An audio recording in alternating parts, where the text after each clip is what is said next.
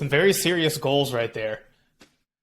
Yeah, we're going to do that out here in Knoxville. That was why we moved out here. We're going to go find 10 to 15 acres somewhere, build out a big barn gym, kind of move in that direction. So we're gonna definitely inspiration off of this background I'm seeing right now, because it is fantastic. It's too bad I can't show you all of it, but I mean, we've got a nice, probably about 2,000 feet between upstairs and downstairs. It's just pretty sick. Downstairs we have full Pat's down there training right now, so showers and full. It's like a commercial gym in your backyard. It's fun. That's perfect. I love it. Well, let's knock out my least favorite part of every podcast ever real quick. For people listening who don't know who you are, can you give them just a really quick 2 cents on who Don Saladino is? And then we'll jump in and start talking about training, picking things up and putting them down. Sure, yeah. My name's Don Saladino. I've been a fitness professional for 25 years. I've been a coach and fitness entrepreneur as well. Owned several gyms in New York City. Have owned several digital platforms. I'm a brand partner with over 10 different companies. And hey, man, business is fun. Work's fun. We're having a great time over here. I'm located in Long Island, New York now, and just loving what I'm doing. Amazing. Yeah, my dad's actually from Long Island. He's from Hop Hog. I guess if you take Long Island, just pick right smack in the middle of it, that's where he's at. That's out from here. I'm probably about 50 plus minutes from the city. Yeah, I mean, it was interesting. I mean, working in the city for, what was I in there for? About 23 years. I kind of got my claim to fame by getting a lot of these superhero. First, with my first gym, I really focused a lot on golf performance. And then, kind of ventured, it sounds funny, but ventured a little bit more into the superhero role, where I was preparing a lot of these A-listers for the big screen. So I probably prepared more A-listers than almost anyone on the planet. So that's kind of what got me really into the digital space. Launched my first company with Dwayne Wade, Adrian Peterson, and Ernie Els back in like 2010, 2011, and learned a lot from that. So I'm really kind of the guy that's worn several different hats when it comes down to, the coaching element. I mean, I'm proud to say I've probably coached over 40,000 one-hour sessions in my life. And being a fitness entrepreneur, I'm really diving into the digital space has, allowed me to really, have a really awesome, fun career with a lot of learning curves, right? Not always this trajectory, but I know with a lot of my public speaking now, I'm educating a lot of these young professionals on, things to think about and things that I did wrong that they can probably approach their careers, with a bit differently. I love it, man. I love it. That's fantastic. And yeah, I figured that we were going to circle into, the superhero physique and that whole gambit here at some point in time, because what I would love to talk about with that, because I think that there's potentially a small misnomer that exists out there that, that population is a good example. And then you can also take very high level athletes. And I think normal people sit down and look at it and be like, oh, they must be doing things that are just like so incredibly advanced and special and outside the box to be able to get the results they're getting. And it's like, at the end of the day, there'll be some things that come into training, but it's more the icing. It's not the cake, right? Like those outcomes and results are probably more a reflection of the fact that they consistently execute the basics at an incredibly, incredibly high level. And then for like the last little bit, maybe we get more advanced or use other tactics. But the core of what's happening for those people, I wouldn't even think so. I wouldn't even think it's like getting more advanced because someone's a professional athlete or training for a superhero role. I mean, everyone's at a different level. Even professional athletes, if you look at them, they might be professional on the field of battle, but it doesn't mean they're professional with their training or in the weight room, right? And I think that's the misconception. I mean, first off, I got to go on record to say, and I've said this several times, where people are like, oh well, training actors must be easier. And I'm like, no, it's way more difficult. Like I've worked with both. It's like there's not even a comparison. Like an athlete, their schedule in advance, right? Like you know how many games Tom Brady's playing. People are like, well, what, Tom Brady's going to get hurt. I'm like, well, you think Ryan Reynolds isn't doing his own stunts? Like I've seen Ryan break his neck 10 times. So, why does it become more difficult for an actor? Because their sets are a little bit longer than a game. A game might last anywhere from an hour to 4 hours, depending on the sport or whatever whatever you're watching. If it's a golfer, 5 hours. But it's these movie sets can go 17, 18 hours sometimes. you take an actor who's been away from their family, their 4 kids, for 6 months in a different time zone, and they're dealing with, the struggles of their schedule and, climate changes and this celebrity getting sick. Or I can't tell you how many times I've been on set or I've been talking to an actor where, another main lead character, their mom dies. And the next thing you know, they're in limbo.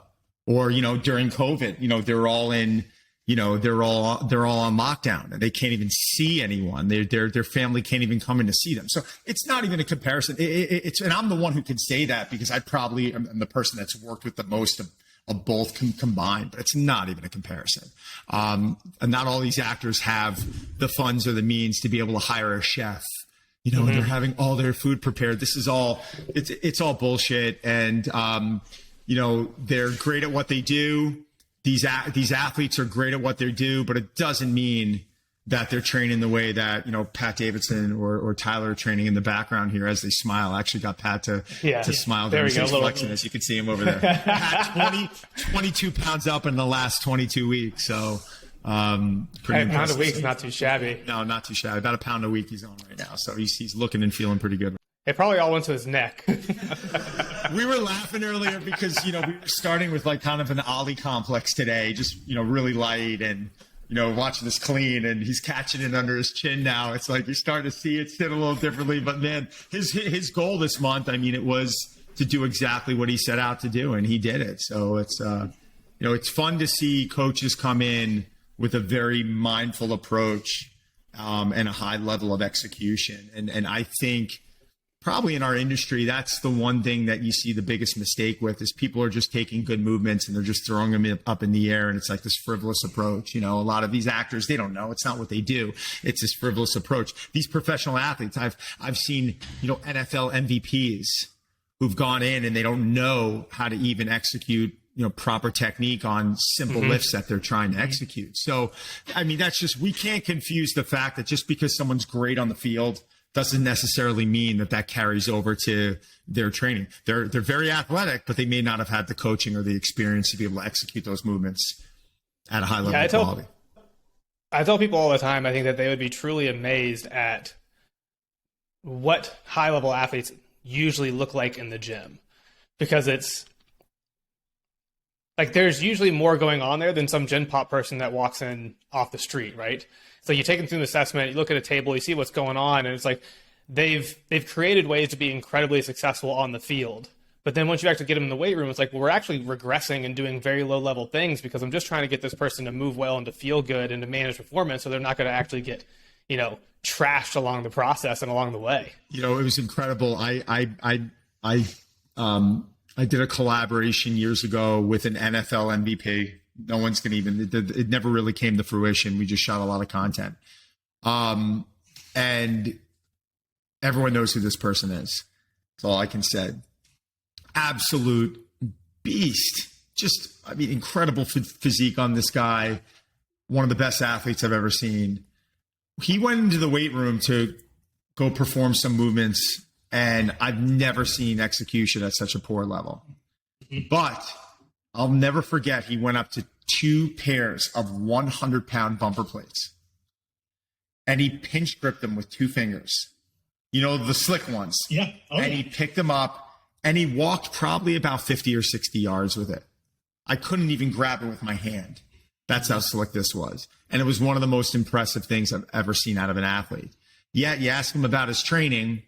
Off-season, he's training 6 hours a day, starting with Muay Thai, going into his strength work, going into his track work. Everything was ass backwards, way too much volume, starting to complain about shoulder pain, abdominal pain. There were things at a young age that started to kind of click negatively on him. And it's just an example. It's just because you see someone doing something the right way on the field doesn't mean that it's carrying over. It doesn't mean you should be listening to fitness instruction.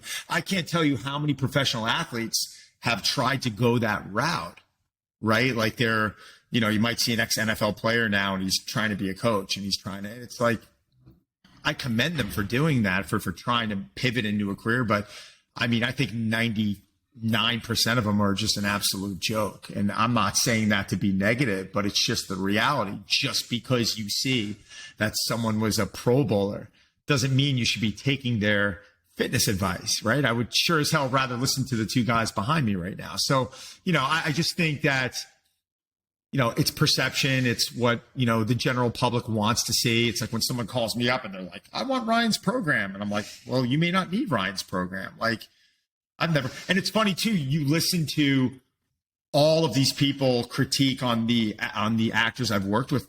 I don't put their programs out there. I might have done a few for charities, but when you hear, John Smith coach talking about how Ryan Reynolds prepped, and he's like, you see pictures of me in the background, they don't know. Like I've never put we don't put the real stuff out there. Like I don't do it. It's just, that's his private business. And if I do it, it's because we're tying it into a charity and we're trying to do something constructive with it. But these people are just making up this garbage. And unfortunately, the general public's listening to it.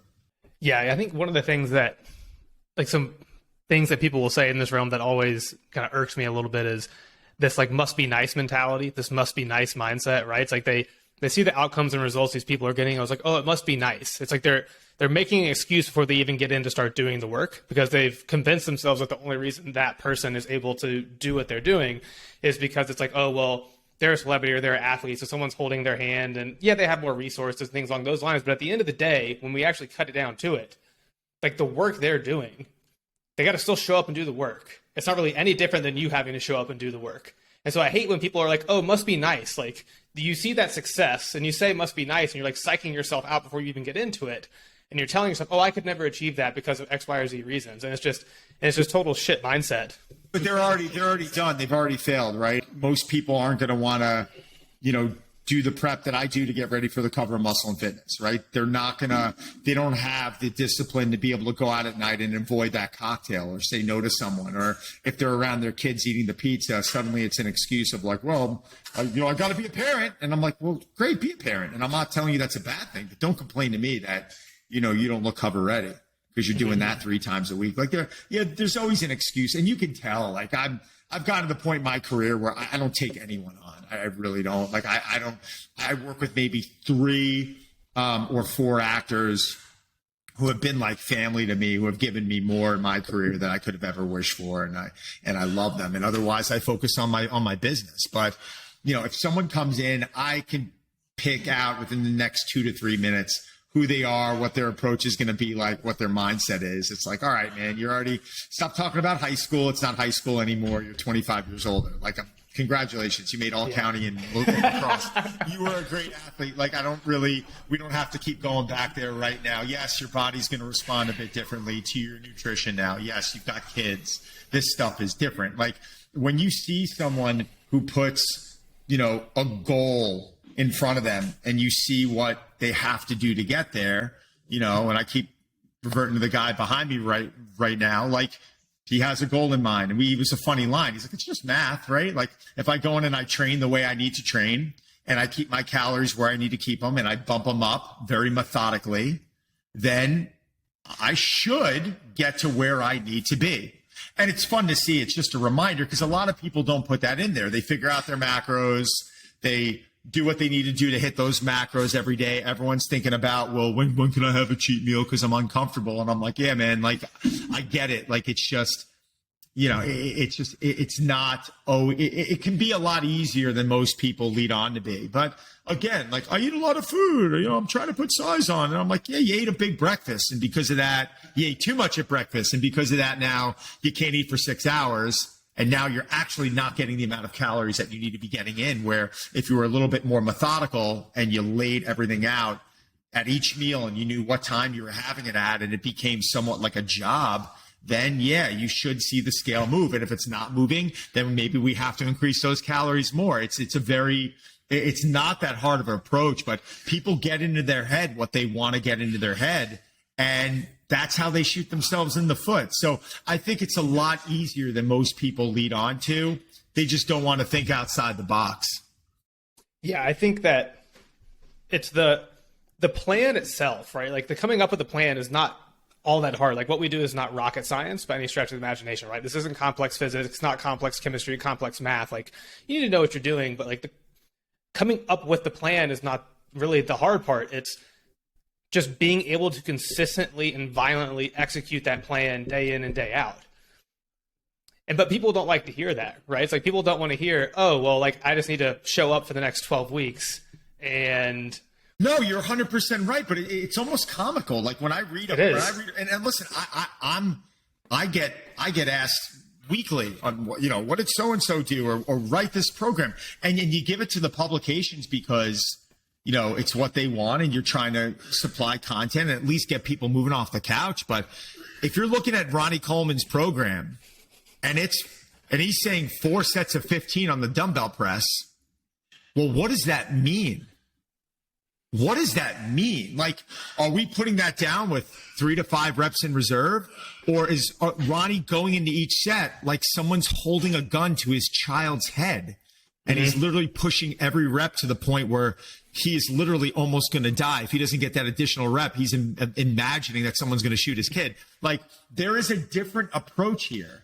And I'm not saying one's better than the other because I think there's a time and place for each. But this is the question that people aren't really asking. It's like, all right, I'm looking at this on paper. What does that actually mean? What does the intensity actually mean? Are we taking every set to failure? Are we taking the reps in reserve? Like, how often, if we are going to failure, how often is that? Like, there's all these variables. Oh my God, like my nutrition better be in the right place because I'm training so intensely right now that I might not be recovering. And what if I start getting weaker in the next couple of weeks? Like there's all these things that people aren't asking. They just think that, 3 sets of 10 is enough. And it's just not. Yeah. And this is where I think the actual, like the biggest value of having a coach comes in for people. Because it's like things will go awry. The likelihood that you're just going to have a perfect 8, 12, or 16 weeks is almost impossible nowadays, right? Like you're going to get sick. You're going to need to travel. Something's going to come up. Oh, my shoulder is starting to hurt. My knee's starting to hurt. You're going to have a question about the program. This isn't working. What should I do? And it's like, those are the instances where everyone who wants to try to do this themselves, they just end up off track. They hop to the next program and they repeat this really vicious cycle every like 2 to 4 weeks. That's where if you can get into a situation where you have a resource, you have a coach, you have a community, you have some place that you can at least turn to with questions to keep you from just getting off the rails, just keep you on the path. That's when, 8 weeks go by, 12 weeks go by, and you're like, holy shit, look how much progress I've made. Right. Like anything else, the proof's in the pudding. Like how many programs have you written or have I written or the guys behind me written to where, it worked, right? Like a lot of I'm not going to tell you 25 years of writing programs. I can't tell you how many programs I've written that have worked great. Right? Part of it is, you don't want, some people need to be entertained. There's certain people I know that can go in and do the same sets and the same exercises every single week and just, increase this level of volume. And I think that takes a specific, person to go and follow that. It's like, well, if I'm seeing progress, that's all the variability that I need. I don't need any more of an entertainment effect. And you have other people who are like, every week it's got to look like this Chinese menu, selection of, movements thrown everywhere. And, I think if someone's getting off the couch and they're moving, I think that's step one. But I think then we got to ask, are you seeing progress? And how's your body feeling? If your body's continuing to feel like shit, and you're just feeling worse and worse, I don't care what the community's like. It's like, this isn't working, Yeah. If someone lost all this weight and that was their goal and then they put it right back on 2 weeks later, it's not working. If you're doing the keto diet, you lost 22 pounds and then 2 months later you put that weight back on, the keto diet didn't work. It's just my opinion. It's like, something's going to work if it sticks, or if you make a decision at one point, no, it's time to put weight on or it's time to lose weight. Then that's when I think you're really good at what you do. But unfortunately, I think a lot of us are focusing too much on that. I'm going to steal Charlie Weingroff's line, the entertainment effect of training. Am I okay with that? Yeah, I'm okay with that. But don't complain to me about not finding this level of excellence. You got to take ownership over what it is that you're doing and how you're approaching things. Yeah, I mean, at the end of the day, I think that where people shoot themselves in the foot more than anything is, and I was talking about this with somebody the other day, they're making good progress, they're on track, things are working. And then for some godforsaken reason, they're like, I think I can do this other thing, and I bet it's just going to go faster than I'm currently going. right? And then they like, and it drives me insane. I'm like, if it's not broke, don't fix it. If it's moving in the right direction, just keep doing it, right? Like, you'll stop making progress. When you stop making progress, that's like, hey, red flag, we got to switch something up. But the number of people I see who are like moving in the right direction, everything is going great, and then they're like, ooh, shiny object, and they just like run over to go chase this thing. Well, I haven't been deadlifting. I read an article about deadlifts. Can I start throwing that in? And you're like, yeah. You can do what, you know what my answer is? You can do whatever you want. Like, it really is. Like, you can do whatever you want. And do I honestly know how you're going to respond to that? No, I don't. None of us do, right? But don't complain to me when things start going wrong. And honestly, 9 out of 10 times, it's what I see is someone. And the example that I give, not to sound like I'm jumping off, but let's say this. Let's say we take 20 of your favorite ingredients, right? You love cinnamon, you love garlic, you love, cayenne pepper, you love, and you start taking all these ingredients and you lay them on a table. Right, these are ingredients that you might use, or they might be in your food all in the next week to 2 weeks. Right? If you take all those ingredients and throw them into one bowl and mix them up and make a batter, probably ain't going to taste too good. Right? So it's just, we can take all this great stuff, and even if we keep adding it, you can have all these great ingredients to make the best cookies that you've ever had, and suddenly you say, "Oh my God, I love cayenne pepper." And you start dumping cayenne pepper in your cookies, you probably just ruin the entire batter. So that's my analogy of how I can't tell you how many times I've seen people who are on the right track that just start overreaching with this whole entertainment effect approach. I see so-and-so doing this exercise, I need to do it. And I'm just going to throw that in now. And then out of nowhere, a week later, they're like, my hip's killing me. And I'm like, yeah, man, you put yourself into so much extension, and look at your ribs, and we got to back off this right now. And they're like, well, I should be able to do this. I'm like, not really. You just keep adding stress. Like, you're not going to have this, like, here, this is great tasting dish here. Like, it's going to probably taste like shit. Yeah. The should conversation is an interesting one. And this is one, like, because we get a decent number of people that transfer over from the CrossFit world. Right, because we do more of like a very well-rounded total package type approach. It's like, we're gonna get you strong, get you jacked, get you powerful, get you well-conditioned. We'll give you a little bit of everything, right? But we're not doing like the Olympic lift gymnastic thing that CrossFit does, right? And it's like, I bring these people in and like, man, my shoulders hurt so bad. And then like, we start making great progress. They're like, hey, I really want to start doing some of this stuff that I was doing in CrossFit. Like, can I start doing butterfly pull-ups and all this stuff again? I'm like, no, you may not, right? It's like, let's look at your shoulder flexion. You can get to your nose. So are you just going to magically reclaim like the last 30 degrees of shoulder flexion when I put you under load at high reps and high velocities? Yeah, I agree. No, I totally agree. It's funny. People always, for years it was that CrossFit question. They're like, do you like CrossFit? I'm like, it's a dumb question. Like, why is it a dumb question? Like, that's like asking me, do I like restaurants? Yeah.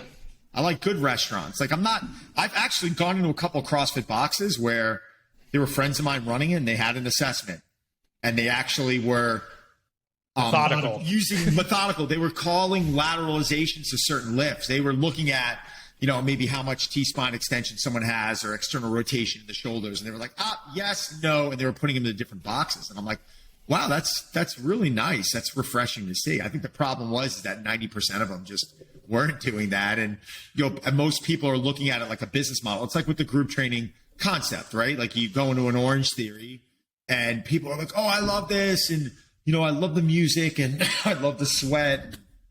I'm like, great, but you're moving worse and you're in more pain. And like, who's running that facility? And suddenly here it's like some finance person that bought a franchise or whatever it is. I'm using Orange Theory as an example. Yeah. Name. I'm not saying it was them exactly. So, but yeah, I mean, I think if it's it all starts from the top, right? Like, if you have a goofball running the facility and they don't really know how to hire and they don't really know how to bring in the team, then you got to expect that everything beneath that's going to look and smell like shit. So, unfortunately in our industry right now, I think with restaurants, it's easy because the proof's in the pudding. You go in, the food tastes good. All right, what's the food quality? Some people don't even care about the food quality, right? If you go in, the food quality's good and the food tastes good, you're going back. But unfortunately, when people go in and they take a class or they go work with a coach, it's not their job to know. right? It's not what they don't have that type of background to be able to determine whether that's good or not. Unfortunately, sometimes it's just a little too late, and that's where this industry has to, that's the one area of this industry I want to see improve. Like, I don't think how am I going to put this? I'm not up at night thinking about this because I am obviously consumed with my business and my family and my life. But I think if there was one thing I'd like to see improve in the industry, don't take a coach who's got a great body with his shirt off and put him next to Mike Boyle and have them, have someone say, pick which one you want to work with. And Boyle's a good friend of mine. We used to joke around. He's like, if you see me on the beach drinking a Miller Lite, like, people are going to go to that guy. And it's like, think about that, right? Mm-hmm. Yeah, like, you turn around, you get some bodybuilder with this incredible physique, and it's like, no, like, Boyle's like, he's like the Babe Ruth of strength and conditioning. You want to create an athlete, like, he's probably a pretty good guy to go to. I think all of us will actually agree with that. So, I think it's that misconception of, who are the people we should be looking towards. And that's the area of the industry I'd like to see cleaned up, because then I think we're offering a better product. I think less people are going to get injured. I think more people are going to develop confidence. More people are going to get healthy. More people are going to want to move. I think you start taking someone who's 45, 50, who just feels like that their life is declining, and you actually allow them to turn around and move the way they did when they were 25, 30. They're going to make better decisions. Their life's going to go better. They're going to perform better at work. Our world will, honestly, it sounds corny, it will become a better place. So I think there is somewhat of a responsibility for all of us to kind of, help, clear the path. And even with social media, like, how do you know if someone knows what they're talking about? If they're just, were they born with abs? Like, we don't know that stuff. So that's the one area I'd like to see cleaned up, but I'm not going to lose too much sleep over it. No, it's the unfortunate aspect is that the status of our industry still allows it to be a hobby business, right? Like, you can just enjoy working out and enjoy going to the gym, and you can look good with your clothes off. And, you can just go do a weekend certification, and now I have letters after my name, and now I'm qualified to train people. It's like every other profession, there's a little bit of a longer runway to have to get there. It's like you don't know any chemistry, you don't know any physics, you don't know any anatomy, you don't know any biomechanics, you don't know any physiology.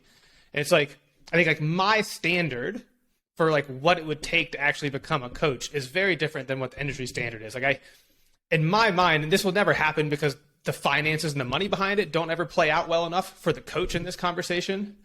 But, like, realistically, your education up to the point of where a doctor goes to medical school, that's where you should split. You should have the same base education right up to that point. And then it's like, you go learn to train people. They're going to go learn way more detailed pharm or surgery, whatever it is. But the foundational education should be identical. It should not be where someone just gets a quick, weekend course and then they're all. No, I totally agree with that. And I think that there should be. I mean, listen, I went to college, right? I graduated from Sacred Heart University, and that's a financial commitment. Someone's going to school. There's a financial commitment there. I also believe that, training, maybe that's, that should be offered in school. Like, there should be this curriculum given, and there should be, or if you don't go and study that, you find out later on, there should be a specific process that you follow. And when someone would come in to get a job at one of my gyms, and we'd put them through the interviewing process, I didn't care if it was a CSCS, this and that. I didn't give a shit. Like, there were so many things. Well, did you take a mentorship program or internship program? They're like, yeah, I went and studied with, I'm going to use Boyle's example. I went and took an internship program with him for the first summer or for 2 years. I'm like, oh, that's interesting. Then suddenly, like, what else have you done? Well, I've taken this and I've taken that. And suddenly you're seeing that they're not, I'm a kettlebell guy, and they're getting RKC tattooed on their arm, which is disgusting, by the way. But, I think it's more, where is your thought process? Well, why did you take that course? I wanted to learn about tension techniques. I wanted to learn about hard style, do you only use that? No, it's a tool in my toolbox. Like, these are terms that I like to hear. I never like to hear when someone's like, oh, beating on their chest, like, this is the be all end all. Cause, as a coach, you got to adapt. It's just going to happen. Like, if I worked with probably one of the biggest names on the planet. I'm not going to mention this person's name. Probably the most globally recognized name on the planet. Every single country has heard of this name. All right. And I'll never forget this guy coming into me and saying, listen, I've worked with a lot of coaches. All right. They're all going to come in and they try and do the exact same stuff. Like it's this movement screening and they want to focus 50 minutes on breathing and mobility. And if you pull that shit on me, I'm going to leave. And I said, listen, man, I'm going to make a deal with you. Get in a few minutes early, do some specific stretches and some rolling that I want you to do. Give me 10 to 15 minutes at every workout. And then we'll work on making you look pretty. All right. But I'm going to choose movements that are going to keep you out of a position that's going to cause more harm, right? Like where there's just certain things we're going to stay away from. Do we have a deal? And we had a great training career for about 3 years until he moved. Right. And that to me is if I went in there with this attitude of, well, I took the FMS and, the FMS told me that I have to, focus on this. And, I'm going to sit down and I'm going to have this guy breathe for 50 minutes because I need his rib cage to expand and all this stuff. Like, come on, man. Like there's a way you can give, your clients a lot of what they want while you're giving them what you want. And also, like there can be a compromise here. And, I think that's what coaching's called. I think there's a difference between being a good trainer and a good coach. The trainer goes and they get that education. The coach understands. I always say the coach is the person I want to go have a beer with. The coach is the person that's going to, see the client walk in that day and within 5 seconds, that was probably one of my gifts. Within 5 seconds, I could see the client walk in and I'd be like, oh no, here we go. And then it was immediately, I knew how to adapt to that person. And that was probably the one thing I could say I'm as good, if not better than anyone on the planet is I just knew how to adapt to that personality, that person. And within that hour, I would change their mood and I would have them leaving there feeling successful. And to me, that's what coaching is. Right. So, and that's something I think a lot of young coaches are only going to gain through experience and through going and being mentored by people who know what they're doing and learning to relax. Don't worry about what you're getting paid for the session. I got paid more than almost any coach on the planet per session. Like, I won't even take an hourly. And I'm not saying that to sound like an evil maniac here, but it's supply and demand. It's like there's only so much of me to go around. And if people are demanding you can drive that price up. But out of all those sessions I've done, do you know how many free sessions I've given in my life? Do you know how many people, like out of 10 sessions, if I gave 10 free sessions and I had 2 to 3 people to stick with me, I think that ratio's pretty good. But that's 7 people now who are like, oh, you're too expensive, or this is a luxury. Like, no, like my job's to show you that this is really a necessity, not a luxury. And when you can do that as a coach, then that ratio of 3 out of 10 starts becoming 9 out of 10. And suddenly the reason why you're not taking people on is because you just don't have time for it. And then you start delegating as a coach who you want to take on. That's when you get good in this business. 100%. Well, Donna, this has been fantastic. I feel like we hit a handful of kind of big things here for people. I think the biggest takeaway for me here is just, again, and if people listening to this, if you're tired of hearing about it, I'm sorry. We're going to kind of keep beating you over the head with this every couple of weeks. Like, there's not a magic pill. There's not a unicorn program. At the end of the day, it's like you need to find someone who is qualified and good. Don't find the gym bro who doesn't actually understand what he's doing.